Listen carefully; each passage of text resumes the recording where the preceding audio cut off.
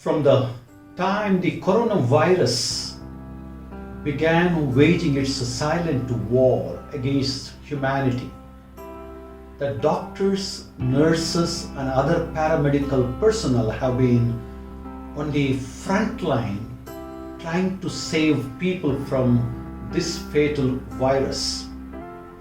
The alarming number of cases in our country in the second wave has posed tremendous challenges to these corona warriors who at the moment feel they are stretched beyond the limit.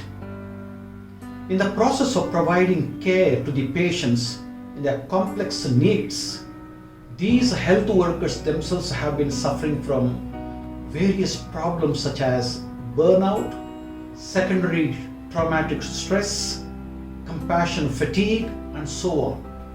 There is no doubt that the nursing care during these trying times is both intense and stressful.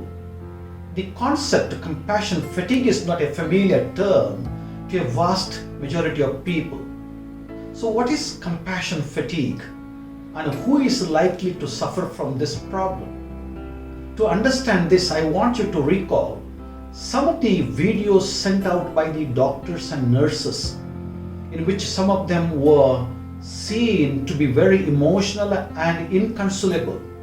This is a clear indication that these healthcare professionals are overwhelmed by the pain and the suffering of those suffering from COVID-19. Therefore, compassion fatigue is expressed as the natural result of care between two people. It is a unique form of burnout affecting the caregivers. It is an emotional state with negative psychological and physical consequences that emanate from acute or prolonged caregiving of people stricken with COVID-19. Therefore, compassion fatigue doesn't result from dissatisfaction with the job or physical exhaustion. Rather, it is feelings of helplessness, confusion, and isolation which can occur to people who are engaged in the helping professions such as nurses, doctors, social workers, caregivers, and even counselors. In particular, compassion fatigue results from becoming aware of the pain and the suffering of the patients, and they feel compelled to relieve it, but at the same time feel helpless or incompetent. To cite an example, just imagine the pain and suffering of so many relatives in the last few weeks who were desperately and helplessly running from one hospital to hospital to get their patients admitted and were turned away. Some of them helplessly witnessed to their loved ones dying in front of their eyes. It is compassion that motivates the nurses and the other healthcare workers to take up their profession. But the very act of being compassionate and empathic towards the patients whom one helps can extract a cost in certain traumatic situations, such as terminally ill patients or COVID patients who are battling the virus. In other words, all those who attempt to heal the wounds of others are likely to be wounded in the process of caregiving. That is why compassion fatigue is called the cost of caring for others in their emotional pain. Now the question is, how do you know if you are suffering from compassion fatigue? And what are some of the symptoms of compassion fatigue? Research suggests that it all starts with being preoccupied with the thoughts and images of patients' trauma and feel helpless to relieve their pain.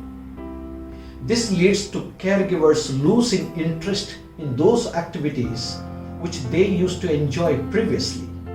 Then they begin to lose meaning in what they are doing and feel totally incompetent or inadequate to continue in their profession. That is where they begin to distance themselves from the patients and in the process neglect themselves too. Then they begin to experience mood swings, increased anxiety, frustration, anger, sleep disturbance, nightmares, and difficulty in concentrating on any work. These are the signs that they need medical care at that time. Therefore, compassion fatigue is a gradual and slow process where a person goes from enthusiastic phase to withdrawal phase to zombie phase and finally to pathology phase, namely from active involvement with the patient to totally disengaging from the patient. Nonetheless, not everyone who is engaged in the healing profession necessarily suffers from compassion fatigue. Rather, those caregivers who have unresolved personal trauma and loss, they could be the victims. Secondly, those caregivers who have low levels of social support or those who lack meaningful personal relationships could also become the victims of their compassion to their patients. Insufficient training or experience in caregiving for others or lack of supervision is another factor that makes one a victim of their ministry of compassion and care.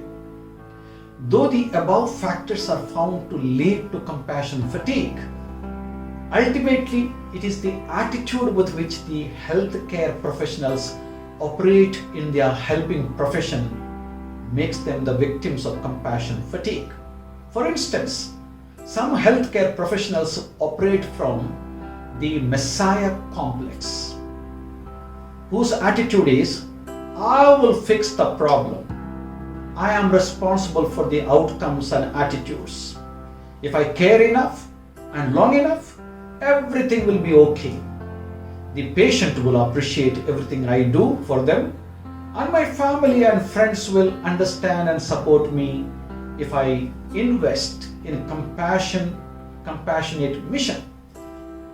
Some others operate from the Lone Ranger complex, where they believe, I know what I am getting into and I can do it alone. I don't need support.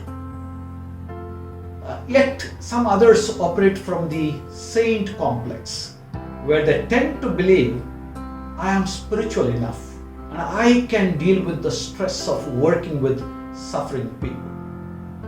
I have the inner strength. Nothing can shake me. Therefore, these attitudes of overconfidence or too much faith in oneself often makes them victims of their compassion for the patients. How to take care of yourself and prevent yourself from compassion fatigue? Remember, charity begins at home. Self-compassion or self-care is what is needed while working in stressful situations such as in the COVID wards. Self-compassion is extending compassion to one's own self in instances of perceived inadequacy, failure, or general suffering. It's a way of turning understanding, acceptance, and love inward to oneself. People who are high on self-compassion are less likely to experience burnout or secondary traumatic stress or compassion fatigue. Because self-compassion provides the caregivers emotional resources needed to nurture others without neglecting themselves. Because the basic principle of self-compassion is you can do only what you can do. You are not God. There will be always more need than the resources. Their pain is not your pain. Aside from self-compassion, there are a few other techniques that could help the healthcare providers while engaging in caring for the COVID patients, such as talk to yourself in a positive way. Separate your work from your personal life. Devote sufficient time and attention to both home and work without compromising the either.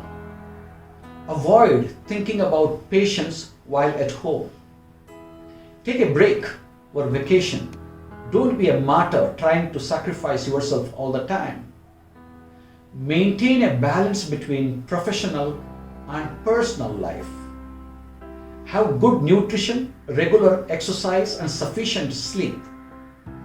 Practice meditation or mindfulness on a regular basis and develop a strong support system with your family and friends. And finally, accept the reality that not all cases are treatable, and therefore don't blame yourself if a patient could not be saved by you.